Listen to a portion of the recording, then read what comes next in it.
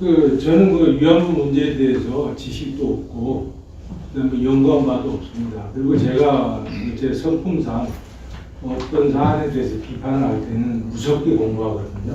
근데 교수님 먼저 신분을 좀 말씀해 주시죠. 그 신분은 저는 지금 대학에서 수학을 가르치고 있습니다. 네. 그래서 그렇게 하기 전까지는 제가 자신 있게 남을 비판하지 않거든요. 이제 그런 면에서 제가 오늘은 제가 그동안 보고 듣고 읽은 것을 바탕으로 중립적인 입장에서 좀 질문을 드리겠습니다. 네.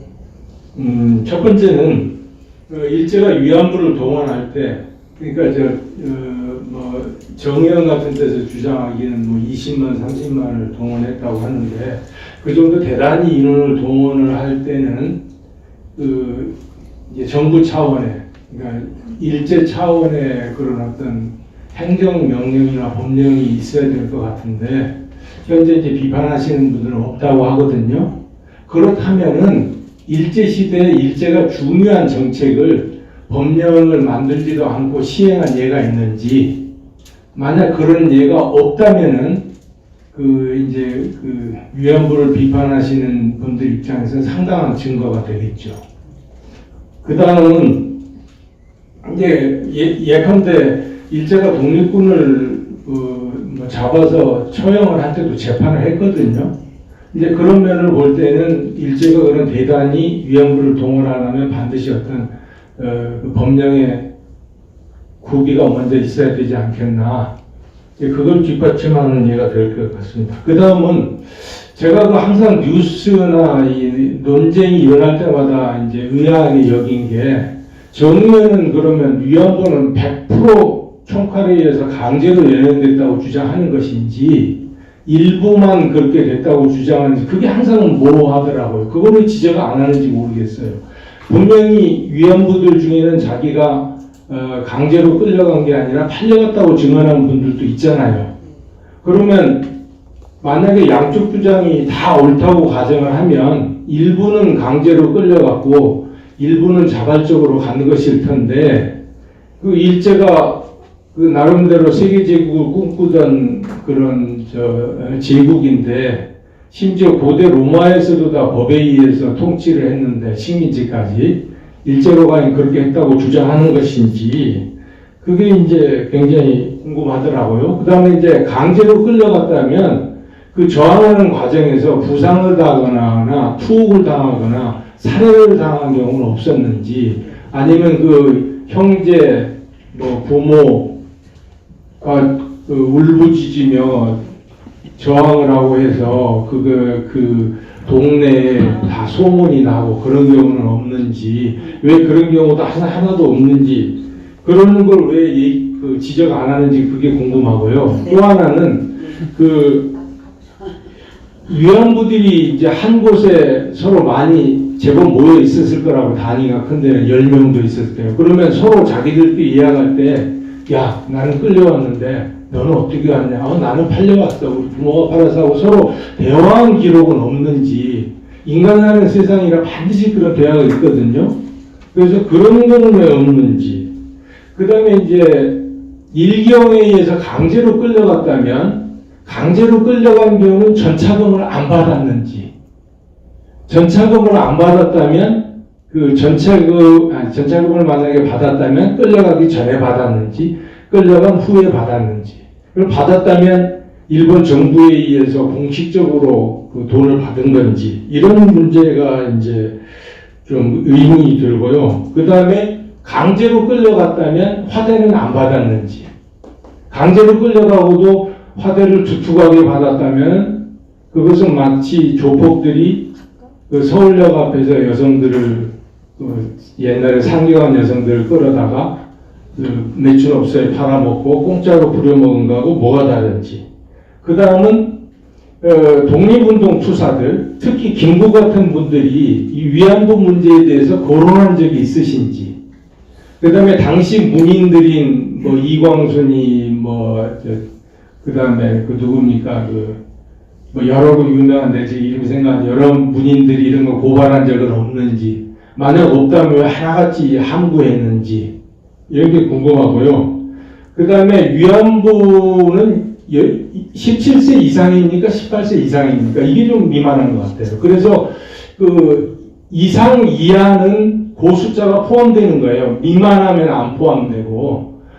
근데 이게 약간 모호해요. 제가 이렇게 보니까, 그 자료들을 보니까. 그 다음에 참고 도서를 만드실 때는 세기를 좀 만드시길. 아무리 작은 거라도 관심 있는 사람이 여기 어디 나왔지 하고 찾을 때는 색인이 필요하거든요. 그래서 서적과 그 보도 이런 조그만 소책자에도 색인을 좀 넣으시길 바고. 그 다음은 네덜란드 위안부는 누구와 계약을 맺었나? 네덜란드인을 그 거느리고 있던 포주와 계약을 맺었나? 그게 좀 궁금하고요. 그 다음에 일본군이 남긴 공식적인 위안부 명단이 존재하는지 그게 궁금합니다. 그 다음은 일본 말고 인류 역사상 전 세계적으로 어느 나라가 되었건 동서양을 막론하고 군이 직접 위안소를 운영한 적이 있는지 그게 이제 궁금합니다. 그 다음에 그러니까 로마군의 예를 들자면 로마군은 그 매춘 여성들이 로마군을 따라다녔거든요. 그래서 그 로마군이 이제 전쟁에 승리하면 약탈하고 뭐 그 약탈범으로 화대를 지불하고 그 매춘 여성들과 그 관계를 하고, 그러나 로마군이 패하면 매춘 여성들은 상대쪽으로 넘어가거나 뭐 살해당하거나 그러겠죠. 근데 따라다녔거든요. 따라서 로마군은 직접적으로 그 위안소를 운영한 적이 없거든요. 그러니까 그 과연 전 세계적으로 이런 경우가 있는지. 근데 이제 통상 옛날에는 군대가 그 어느 성이나 어느 지역을 점령을 하면 3일간 약탈 기회를 주고 강간도 허용을 했거든요.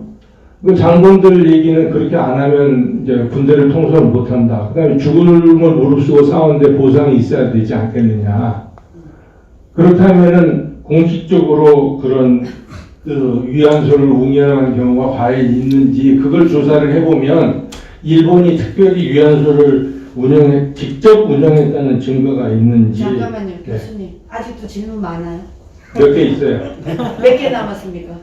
몇 개요? 근데 이거를 교수님이 오늘 전체적인 답변을 다 받으시기를 원해요. 아니요, 그냥 지적을 하고 싶어서요. 지적. 그냥 공식적으로 지적을 하고 싶어서. 그러면요, 오늘 이 주제 발표하신 우리 박사님들이 시간이 다 돼가기 때문에 이것을 다 설명해 드릴 수는 없고요. 아니, 설명을 지금 당장 말하는 거 아니에요. 네, 그냥 그러면 문제 제기만 하고 싶다. 문제 제기하면 저희들이 나중에 또 이 기회를 네. 맞춰서 다 발표해 네. 드리도록 하겠습니다. 네. 오늘 저 전달을 좀 해주시겠어요?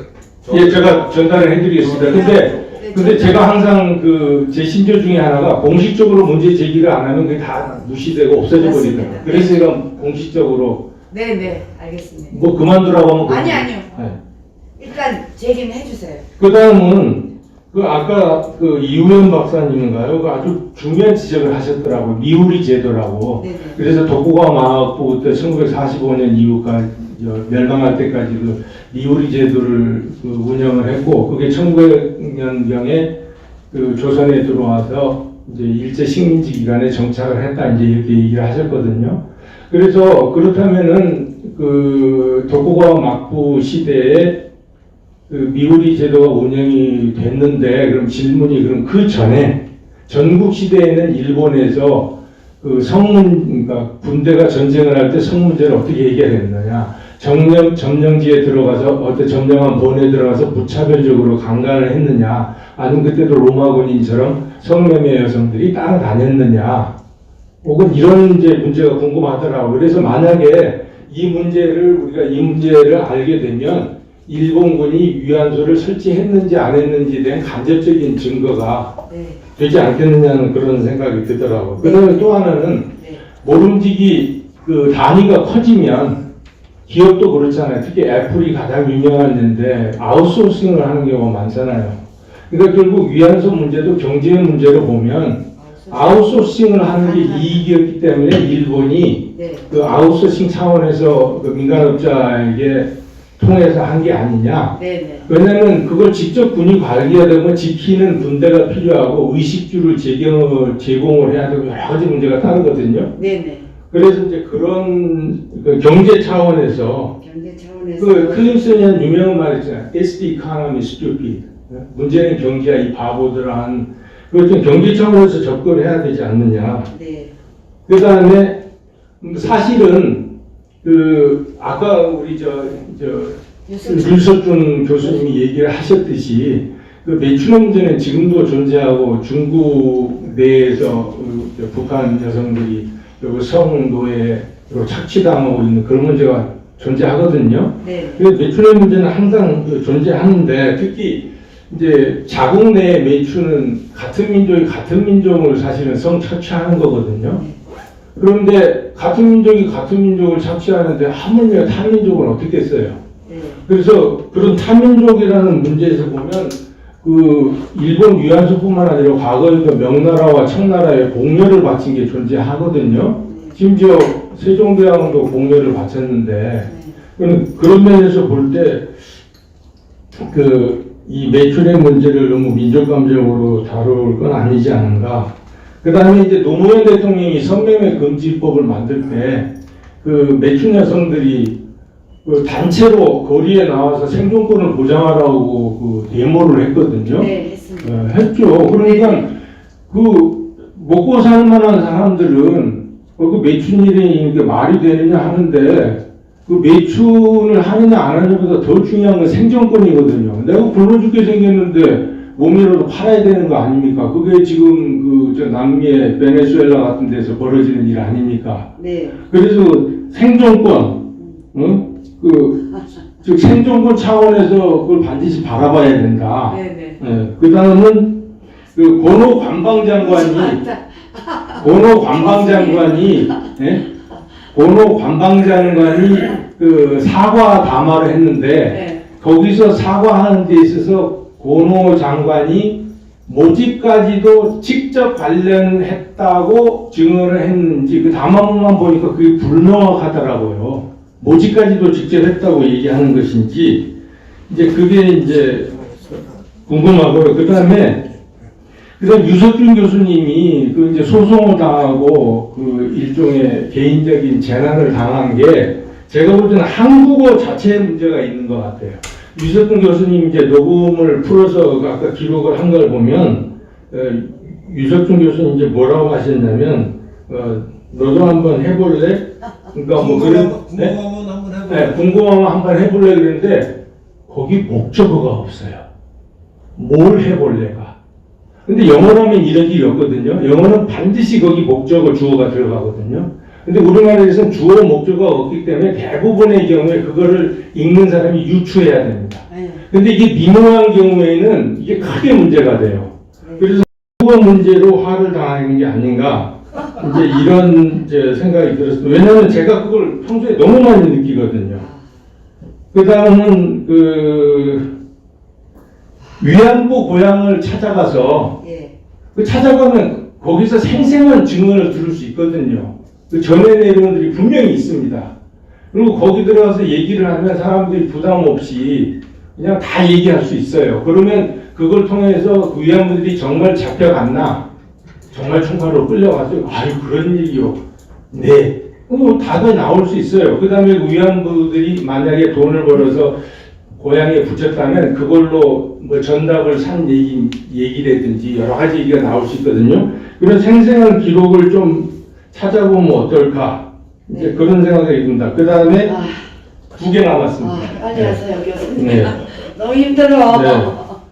그 다음에 제가 이래서 사실은 이런 데 안 올라가고 질문이 많이 하는데 근데 저는 나름대로 저의 그 분석적인 사고와 논리적인 사고 네. 기여를 한다고 생각하는데 네, 맞습니다. 그 주최 측에서는 그렇게 생각을 안 하는 게 많단 말이에요. 아니, 그건 그냥 그러면 저로서는 내가 왜 그냥- 이 시간 뒤에서 이 수고를 하나 그런 생각이 돼. 그 말씀하시는 시간에 하나라도 더 물어보세요. 네. 그러면요, 좀 이건 우스갯소리인데 네. 김삼석 씨는 이름이 돌세계라는 뜻입니까? 제가 이름이 인터넷으로 김삼석입니다. 인터넷으로 윤미향이 찾아서 남편입니다. 한자 이름이 안 나와요. 네. 이게 돌세계인지. 왜냐면 제가 제 호로 일석이라고 쓰거든요. 아. 돌멩이 한 개. 아인슈타인을 이제 네. 수학과시네요. 아인슈타인. 수학과 제가 거기서 고등학교 3년 했거든요. 그다음 마지막 질문은 네. 이 정의연이 이런 데서 위안부 문제를 들고 나오는 것은 아주 옛날 일이라 입증하기가 힘들기 때문이 아닌가. 아, 그러나 현대에 중국 내에 그 이제 북한 주민 그 송로회라든지 이런 문제는 가서 다 조사하면 나올 문제 아닙니까? 그러니까 거기에 대해서 차마 얘기를 못 하고 다들 쉬쉬하고 그다음에 그 뭐 관련된 사람들도 다 자꾸 하고 또 본인들은 여러 가지 이유로 말을 하기를 꺼려하고 네. 그래서 이 문제를 들고 나온 게 아닌가 하는 이런 생각이 듭니다. 네. 네, 아, 제가 들어주셔서 감사합니다. 네네. 제가 조크를 했습니다. 교수님, 제가 이런 토론을 했는데 최고의 질문을 많이 받아서 제가 조크를 한 거니까 오해하지 마십시오. 네. 자, 김병헌 소장님. 그 강제동원 문제는 사실상 지금 정의기억연대에서는 주장하지 않습니다. 지금 강제동원에 대해서는 자기네들이 벌써 알고 있거든요. 그래서 지금 정의기억연대의 정관에도 그렇고 그 다음에 수요 집회할 때마다 뒤에 무대 배경에 보면 7가지 요구 조건이 있습니다. 첫 번째가 전쟁 범죄 인정하라. 두 번째가 진상규명, 세 번째가 그 공식 사죄, 그 다음에 네 번째가 법적 책임, 그 다음에 책임자 처벌, 그 다음에 교과서에 수록하라, 그 다음에 마지막에 이제 추모관, 뭐 기념관 이 이야기인데 중요한 것은 두 번째입니다. 저희들 아까 우리 한민호 국장께서 윤석열 정부가 뭔가 해야 되지 않느냐 할 때 저는 바로 이거라고 생각합니다. 두 번째, 진상규명. 이 사람들이 진상규명도 안 해놓고 지금 경제범죄 인정하라, 공식사죄라, 법적 책임하라, 뭐 법적 배상하라, 법적 배상하라. 그리고 이 사람들 꼭 하는 이야기가 있습니다. 우리는 돈을 원하는 게 아니에요. 그러면서 법적 배상하라고 자꾸 주장합니다. 그래서 일단 제가 말씀드리고 싶은 것은 정의기억연대에서는 이제 강제동원에 대한 주장을 하지 않는다는 것. 그리고 우리가 윤석열 정부가 반드시 해결해야 할 부분, 자기네들이 뭐 2015 위안부 합의를 뭐 어떻게 하겠다 이게 아니고 진상규명해야 됩니다. 진상규명하는 것이 첫 번째 일이라는 것을 말씀드리겠습니다. 네. 네. 자, 또 우리 유수정 교수 한 말씀.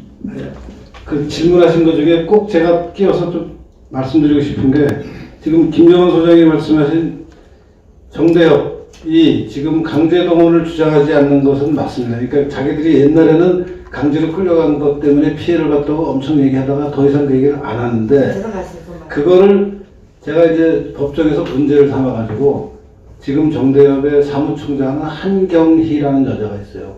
그 여자를 증인으로 제 재판에 불렀어요.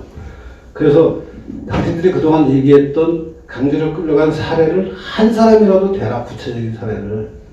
제가 피고로서 그 요구를 했어요. 그랬더니 한경희가 대답을 안 하고 그러니까 강제로 끌려갔다라는 말을 할 때 그 강제는 보통 사람들이 생각하는 물리적인 강제뿐이 아니라 사회 구조적인 강제도 강제다.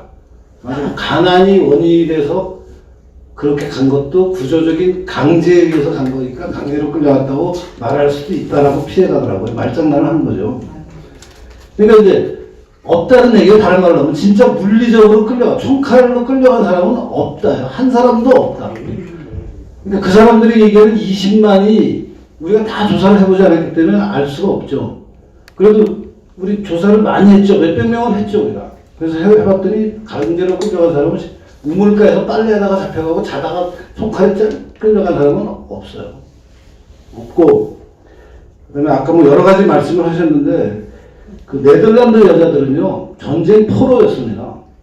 일본군하고 네덜란드군이 자바섬에서 전쟁을 하다가, 일본군이 전쟁 포로로 잡았어요, 그 네덜란드 여자들을. 그 여자, 포로라고. 포로. 민간인이 포로예요. 민간인이 포로가 됐어요. 그 민간인이 포로가 된 걸 그 당시에 일본군 그 부대장이 아마 소령인가 뭐 중령쯤 되는 계급을 가진 사람이었는데 그 사람이 이 사람들을 위안소에 집어넣고 위안부 생활을 하게 했어요. 그래서 불법을 저질러서 그 사람은 처형됐습니다. 사형됐어요. 처형돼서요. 근데 그게 유일하게 군이 강제로 끌고 간 건데 멀리 자바에서 전쟁 포로를 그렇게 한 겁니다. 유일한 사례.